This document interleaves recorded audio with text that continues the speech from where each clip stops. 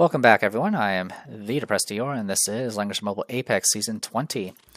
So, I'm finishing up the placement matches, and one thing I did do is waited till the next day and did my Gate of Fates, and then I used about 100, a little over 100 of my generic SSR shards to get Ilya to 5 stars. So she is now a 5-star character, got it from 3 to 5. She was actually really close to 4 stars, but she was not going to be able to hit it this week. But with 5 stars, she has increased damage, and now her angel stacks go all the way up to 5. So essentially her angel aura can go out at max stacks, can go out about 13 spaces. Which is pretty much the entire map. Of course, you have to get 5 stacks first, but that's, one thing. It's definitely easy to do in this game. In any case, my opponent is apparently the original Thanos, as opposed to, or no, Thanatos? Yeah, it's not Thanos, it's Thanatos. Is that the villain from Gargoyles? Well, whatever. We're going against Commander Riker. So, they get rid of Anya as usual, and of course I'm going to get rid of theirs. Yeah, I'm going to get rid of theirs. But as for their box, a little bit more rushy than the previous opponent. Obviously we got Jace here to deal with. We got this guy that I never remember the name of. But honestly, there's definitely some dangerous follow-up. We got Lena's here. Obviously Sword and Light Shadow can do some nasty follow-ups. So yeah, there's definitely a mixture of things I'm kind of concerned about. So I go ahead and ban their Enya, and I grab Ilya as my first character. They get rid of my Bright Summoner, get rid of Sovereign and the Ice Abyss. They grab Rose and Seal as right off the bat. So at this point I was like, alright, I'm going to go ahead and get rid of Ymira, get rid of Jace. And I grab Virlia. So yeah, they banned my Bright Summoner right off the bat, so I don't have a faction buffer. They go ahead and get rid of Florentia. They go ahead and get rid of the Awakened one. They grab Ysolde. Or Isolde, sorry. I get rid of Christiane, get rid of Eshian, so if they want a tank, they have to pick one now. And I go ahead and grab Auden Kelmo. So right now I'm kind of lacking in buffs. Lena, they get rid of Lucretia. They grab Tyrantel, I remembered his name. At this point I get rid of Ice Melda, get rid of Bright Summoner. And I go ahead and grab Mariandel just to ensure I have some sort of healing. And I go ahead and they get rid of Patricia, they get rid of Alia. And they're going to grab Andriel. It's been a while since we fought against him. I don't think I've ever shown him on camera because he usually matches where he was in the battle I lose rather horribly. But that was back when I was like actually doing tank stuff. Get rid of Sword and Light Shadow. I go ahead and get rid of Salika because I didn't want to deal with any additional self-resing. I was definitely concerned about Lena because once I start killing things, she's just going to go berserk. I was actually really surprised my opponent let me have Akaya. I'm thinking my opponent might be thinking that they're just going to outlast me and just outweight the buff or maybe get initiative on me. But with Akaya here, 30% is definitely much higher buff than a 20% buff. So you'll see the difference.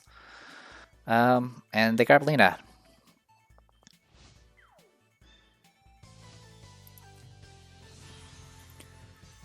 Alright, so nothing new with Aurelia. Heaven Sanction, 3C, and her exclusive talent, and Sky Archers. Akaya here went with Giant Lizard Riders. Yeah, I think this. Yeah, since the last time I played, I believe I mentioned that I needed to find a better troop choice for her, and I think Giant Lizard Riders are much better for her. But besides that, all of her exclusives, I'm going her Act Again, Wild Power, and of course her 3C. Mariandel, Fairy Spirit Prophets with all of her exclusives. Actually, sorry, not all of her exclusives.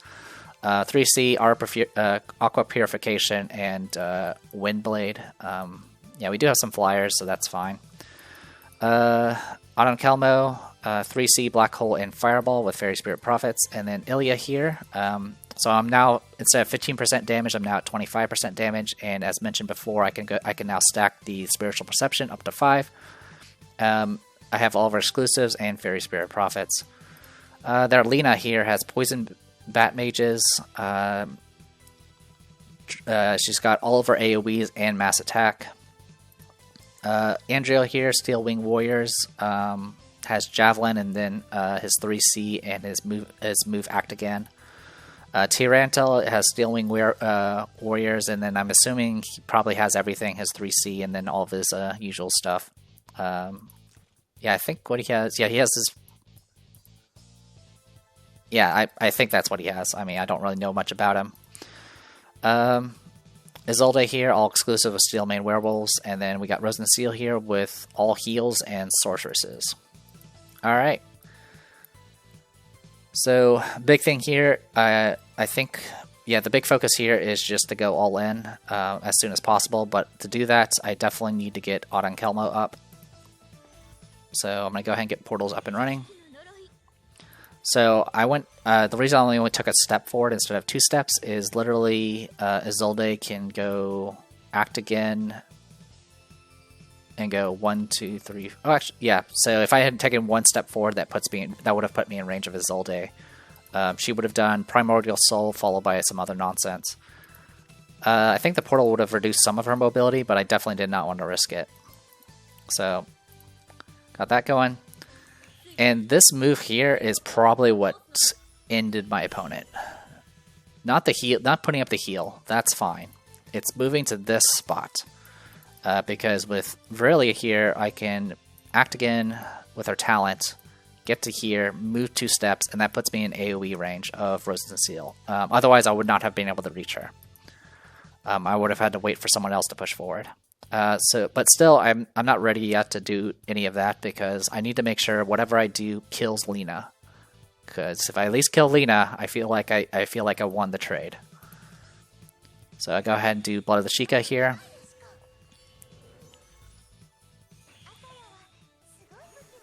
Spawn that. Get this up and running. Obviously a bunch of stacks from Mariandel, which is helpful. Alright, my opponent's going to go ahead and buff at this point. And I don't really care about Seal Supremacy. I believe what that does is it ensures that you always attack last, but I always attack outside of range nowadays, or use AoE, so it doesn't really matter. So yeah, I'm buffed up, I'm ready to go, so Virelia is moving in. I'm going to be applying Eliminate, so it reduces my span of my attacks, but it lets me double cast. The second cast will be at half damage, but it essentially lets me double cast, so that's all that matters. So one thing that's really interesting about Virelia, and what makes her ridiculously strong, I'm just seeing if it triggered anything else. She's good to go. Okay, so one thing to note about the passive healing from Crystal Healing is it does not trigger until after both casts are applied. So it's still helpful, assuming you survive both spell cast, because what's going to happen is, thanks to the 3C here, passive effect, I'm going to do 2 AoEs and then a bunch of fixed damage. The Crystal Healing, passive healing, is going to trigger after the 2 AoEs before the fixed damage. So with all that in mind, let's just see what happens when I have 30% intelligence and I'm about to blast everyone. I'm not going to be able to hit Andriel. I have a few options. So right now my span is reduced. So Heaven's Sanction will go 1, 2, 3... Oops, sorry. I can go here, and then 1, 2, 3, 4, and hit only 2 targets. But if I do instead Scythe of Retribution, which also has reduced span, but it doesn't have reduced range, I can go here, target her, and hit everybody except for Andriel. Scythe of Retribution has reduced... It doesn't do as much damage as Heaven's Sanction, but it does do a bunch of debuffs. And if I get killed with this, it does give... it gives randomized talent stacks. So I go ahead and move in, do Scythe of Retribution. Here's the first cast. It also purges a lot of those crystal barriers. So So, yeah, yeah. So I want to see. So I want to see that again. So I think the Lena only has 3 stacks of this, 3 stacks of Crystal Healing. So I apply a total of 4 debuffs. I think the one debuff that got through was heal negation. I don't think it would have made a difference because it didn't seem to make a difference for Isolde.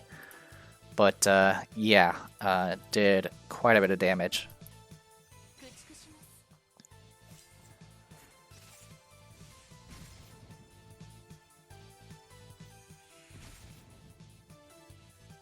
Yeah, Isolde got Crystal Healing here, but it was not enough. The fixed damage just, yeah, completely cleared everything. Yeah, so I got 2 random stacks because I got 2 kills there. She's not going to live, unfortunately, because Andriel can double action. The way his 3C works is if he doesn't get killed, he gets the attack again. So he applied his partner buff to Tyrantel, which I'm completely okay with. I was actually concerned that he would put it on Rose and Seal, because if I kill Rose and Seal with that with the partner thing active, it would have given Andriel a super buff, and it would have given him an act again.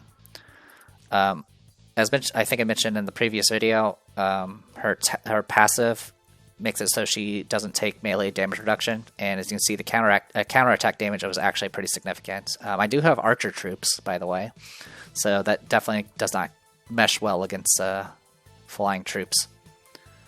So what's crazy here? Obviously, I lost my self res here, but I managed to do enough damage with the first counterattack that I was able to actually take away one of his reses.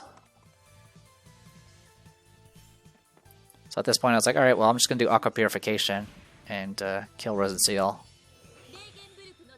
She does have her exclusive, so she does some passive healing here. Alright, and then last thing I can do is try to get close. So I was trying to see if I could do something with Ilia. This is where I found out about how the interaction between her passive talent, summoning her angel, and well, I learned the order of operation, let's say that. I have to summon the angel first before I can teleport through the portal, and that unfortunately is not useful. So I do this, and I'm like, alright, I guess I have to summon. I do get the stack of spiritual, which is good. At least that's not wasted. And then I was like, alright, fine, I'll just move forward and do Sacred Repulsion instead. I kill Andriel, I push Tyrantel 3 spaces back, and at this point my opponent gives up. So yeah, complete devastation.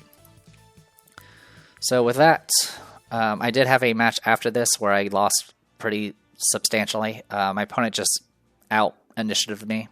It was a match where I was allowed to use Anya, but it didn't really matter. I didn't live long enough to really do much with her. One thing to note about Enya, by the way, is her mirror thing, where she duplicates somebody. It starts with a turn cooldown, which means you cannot cast it on turn 1. And against someone that's just going to rush you on turn 1, it actually is not very effective.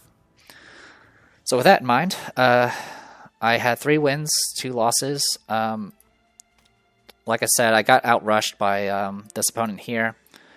And then this person is where I learned about how much Ilia can counter Bright Summoner. Because, like I said, she could just counter kill with her 3C and just get a bunch of free stacks of her spiritual stuff. But yeah, 3 wins, 2 losses means I start at Silver 1, which I'm completely happy with. I'll probably take it easy. I'm not in any particular rush to get to Gold 3, because honestly, things get a little less... let's just say things get very predictable at that point.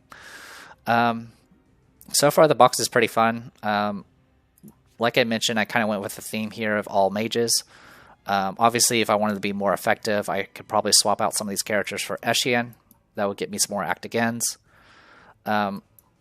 Like I mentioned, for the final match where I lost, the biggest danger is going against an opponent that has a lot of things that can just reach me in turn 1. They had like essentially Nemea. Ice Melda, Captain Commando, all those characters, and they just run up and kill me. That's pretty much just what happens. And Bright Summoner, of course. And once that happens, I generally have to pick a healer early. And I don't have a lot of healers, which that's by design. But yeah, it was one of the matches where I didn't pick Mariandel where I really should have. In any case, besides that, everything else is pretty good. I think the next person that's coming out is it might be LLR Vargas, and once he comes out, things are going to become crazy as well. I heard he's pretty ridiculous. He actually reverses. He turns a troop disadvantage into advantages, which previous metas usually went very, very heavy with Holy. So you would just go Demon class and just make every Holy class regret their decision. But yeah, besides that, I'll stick with this for now. If it becomes too difficult, I may eventually swap Eshian back in. But like I said, I'm just trying to go all magic right now, just to keep to a theme. I do definitely enjoy using Ilya. I really like characters that have long-range attacks. I mean, I've definitely made boxes that focused on that with Young Jessica, Girl in the Shell, obviously Sylvaria. It's just, in fact, the fact I'm no longer going tank push and things like that, I may, if I do go away from the pure mage meta, I may see about bringing Sylvaria back and seeing if I can do something with her. Because usually the biggest disadvantage of the box where I was using Sylvaria was I was also tank and healer, and most of my opponents would just out-trade me in most cases. But if I'm just all DPS all the time, I can just safely bring out Sylvaria and just have her set up and possibly get kills that way. But the other issue is is the same issue as always, which is there are boxes now that can easily reach you turn 1, and there's not much you can do about it, especially if you're a player 2, which is what I was. But in any case, one thing I will talk about is season rewards.